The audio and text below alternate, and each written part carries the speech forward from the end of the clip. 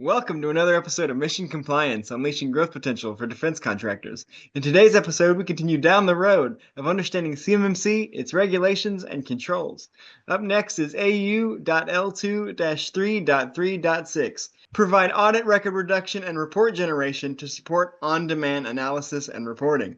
We'll break down what this control means, why it matters, and how it impacts your organization's cybersecurity posture. We'll also provide practical insights and strategies for achieving compliance and securing your systems effectively. So whether you're a defense contractor aiming to win more contracts or simply someone interested in bolstering your cybersecurity knowledge, you're in the right place. Bye, Felicia.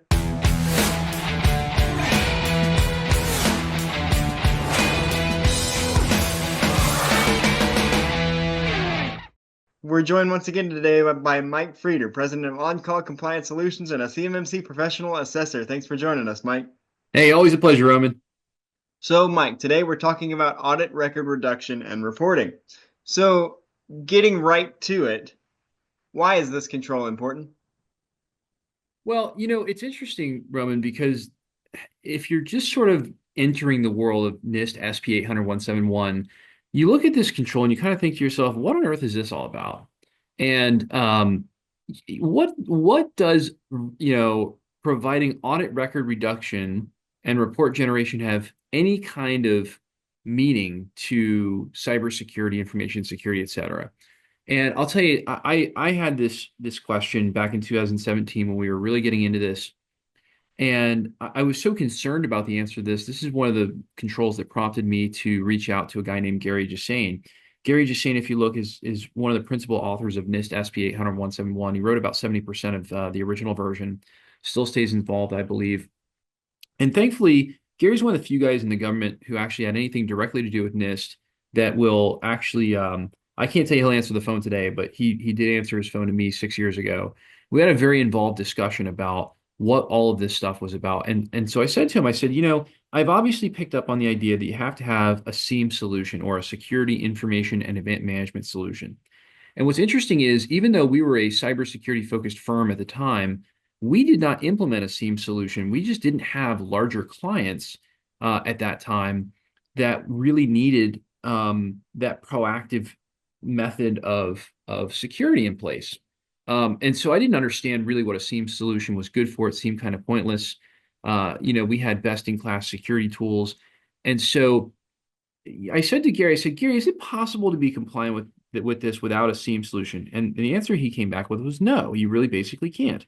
It's just not, these controls are designed to force those who need to be compliant into having a security information and event management system. Why? Because that is the system that transforms a company from being reactive, i.e., something bad on your computer, like something bad happened to your computer, and then the antivirus is reacting to it, or the endpoint protection is reacting to it.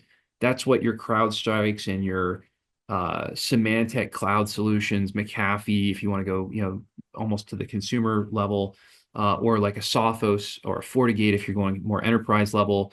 That's what those solutions are for. They're reactive solutions. A lot of people don't know that. So, something bad has to have already made it there in order for that solution to really be useful. But with a SIEM solution, the SIEM solution is there monitoring your log files, which means that the second that anything anomalous or unusual is happening, then you can potentially be alerted to that using a SIEM solution. And so that is as proactive as you can get when it comes to computer security. It is to have a solution that is reporting in real time what is happening with the machines that are in the enclave or the environment, depending upon how you're set up. And that's the only way to really be proactive. Now, there's some other ways, right? You can do honeypots, you can do a lot of policy setting and things like that NIST walks you through. So it's not the only way to be proactive, but it's really the defined and definite way that NIST mandates that you layer a reactive security approach with a proactive security approach. And this particular control is really critical because it is basically defining the functionality that must be present in the SIEM solution in order for it to be effective for you as a company. So that is providing audit record reduction. taking all of the noise of those log files that it ingests and reducing out the noise of all the good things that happen and reducing it down to all the bad things that happen or potential indicators of bad things. And then the next one is report generation. So it's going to be able to generate reports. You should be able to see some sort of a dashboard or get a ticket or some kind of somehow report that is generated to support on-demand analysis and reporting. On-demand being when you want it to happen. So when you string all of that together, what's happening is you are now defining how a proactive information security solution works. That is that on demand, you can go look up and see what's going on with your machines. And in fact, I would go a step further if I was running the system and I would make it proactive. I would make it alert on demand. But again, this is really just saying on demand analysis and reporting. So alerting comes a little bit later. So the idea there is that you can take all the noise coming out of the machines, everything they're doing, reduce it down to what's important, get a report on what's important in real time or on demand rather, and be able to find out if there is a problem. Not necessarily something that an antivirus is going to kick in on, but maybe it's some user got their permissions escalated. That's not something that's going to trigger an antivirus. That could be a legitimate operation. And so it is putting together patterns of legitimate operations that could potentially be malicious.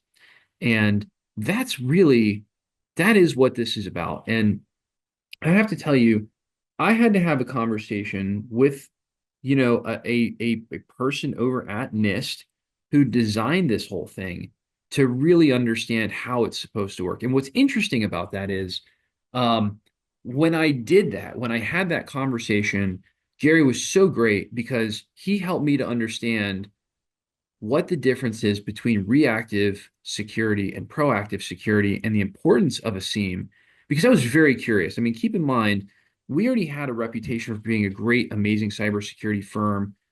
We had a terrific reputation regarding, being able to repel ransomware and keep people safe from that kind of stuff. There was a lot of things that we were doing right. But I think when you start looking at what does it take to provide information security to defense contractors and people who are, really guarding high value assets like CUI, it's a whole different story. It's for instance, if you go into an office building in Washington, D.C., once you're in the building, you've got typically a security desk and a security officer, and they're going to check your ID and see if it's safe to let you in. But when you're on a military base, you don't even get around the buildings. You've got manned entrances with guys with guns and dogs and all kinds of stuff, and you can't even get near a building. You just don't get no opportunity. It's much more proactive.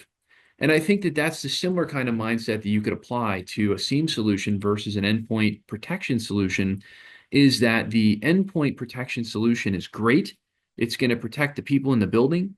It's going to protect them if somebody runs in and they maybe have malicious or nefarious types of concerns. But they are not going to be able to perhaps detect if someone's got, something that they can sneak in the door, but they haven't done anything bad yet, right? Again, it's just all about being proactive. And that's really what the SIEM solution is all about. So again, this control is all about defining mandatory security measures that must be in place, which essentially are a key piece of the framework, a cornerstone, in fact, to proactive security through the use of a SIEM solution. And again, the principle is if someone's got the right password, no amount of security is going to stop them from coming in the building. However, if someone gets in the building and they start acting funny and stealing stuff, well, that's called insider threat. An insider threat is one of the most dangerous threats known because, again, you have the keys to the building. You can get in. Maybe you've got a hacked password you bought off the internet and you've managed to actually get into the system using that. Well, your behavior patterns come under question with a SIEM. And that's really, it's huge. It's a huge difference in security baseline that defense contractors need to have versus any other company in the private sector. Absolutely. So, continuing along with that, what are the key assessment points that an assessor will be looking for on this one? Yeah, it's a great question. And on this one, there's two. So it's not complicated to have it in place, but it is important to understand that, and I'll kill my Outlook there just because it keeps beeping. Ultimately, one is determine if an audit record reduction capability that supports on-demand analysis is provided. Now, here's the good news. The good news is that this is going to be a pretty universal answer. It's going to be yes, it's part of the SIEM solution, right? And then ultimately, if you're assessed at a high level, they'll want to see your SIEM solution. But um, the job there is uh, does the mechanism exist? And the mechanism is it's sitting right there as a part of your SIEM solution. Now, there are some people out there who have very customized SIEM solutions. There's a great solution out there called Elastic Cloud that can essentially put a sensor onto almost anything and then start streaming in log files. So it shouldn't be assumed that this capability is there, right? Again, if you've made your own SIEM solution, but generally speaking, most commercial SIEM solutions are probably going to have automatic alerting built into them. Certainly, if they're worth anything, I think they will. So I think it also depends on, how big is your company. If you're a small to mid-sized company, no problem, you're buying an off-the-shelf product. If you're an enterprise, large enterprise, you probably have some custom assembled stuff. And in that case, this is very important to understand how this control works. It's got to get the noise out of the log files and reduce log files into usable alerts. Huge key. And then be able to produce reports off those alerts. Cool. Second assessment point is determine if report generation capability that supports on-demand reporting is provided. So, again, the answer is the same. It's implemented via the SIEM solution. It could be implemented via the SIEM solution, which transmits reports or alerts. I think those two words can be used interchangeably with this control, and pushes those into the ticketing system to create an alert. Again, there's not a NIST control that I see coming up next that has anything that says you must be alerted, but that is typically what those reports are for, is to alert. So it could be looked at as one and the same. So yeah, those are the two assessment points. What seems simple and should be simple could get complicated if you're a very, very large company with a complex security structure. But I think for 90% of the defense industrial base, we're probably going to be okay because you're probably using an out-of-the-box kind of solution, in which case it's really going to come with all these features ready to go for you. Awesome. So what are the potential difficulties, if any, of enacting this one for your organization? Yeah, I tell you what, the number one challenge that we have is when the IT director or small business owner or whoever is running IT doesn't even know that they need this. That's really problematic. Again, in this day and age, if you're running a security focused organization and you don't know that you need a SIEM solution, all I can tell you is take this podcast as a really great time to level up your knowledge and research into this. You need one. There is no question. And ultimately, it's just something that you have to have. A failure to have a SIEM solution is a failure to be proactive about the security in your environment. And obviously, that's a bad thing. It's why it's a security control, because it's so important that they made it into a security control. And it's really just it's not a whole lot more complicated than that. You just have to have it. So fighting the norm, right? Fighting the status quo is always a challenge. And I think it's really good to be aware of the fact that just generally speaking, it is something that you have to have in place. And so uh, I think it's just a misconception that it's a waste of money or that it's not needed. That's probably the biggest challenge really implementing this. And then the next one, of course, is cost. If you don't have it in place, you've got to get the cost budgeted in. So there's always that challenge. And then there is a third thing, which is a lot of these SIEM solutions will operate out of the box and not alert you to all key things. So another thing that is just so common for us to see is that they got the IT solution, they put it in place, they hit the install button, and it installed successfully, and then they did nothing. They didn't tie it into their ticketing system, or they didn't tie it into some other systems that they have monitoring. They don't have systems talking back and forth. And that is that's pretty devastating stuff, because you spent all the money, you got the approvals, you did the right thing, but then it's not actually performing up to its optimal level of awareness. So that is definitely something that I think I would be quite aware of, is just that normal tendency to, really be almost sort of lazy, if you will, about how you implement a SIEM solution and get these reports. What are in the reports? One final thought is the manpower. Okay. When you are running an organization that is required by law to be secure, that means the company has to dedicate resources to monitoring security. Sorry, there's just really no way around it. Um, you know, um, if you are a company that is by a manned security gate, right?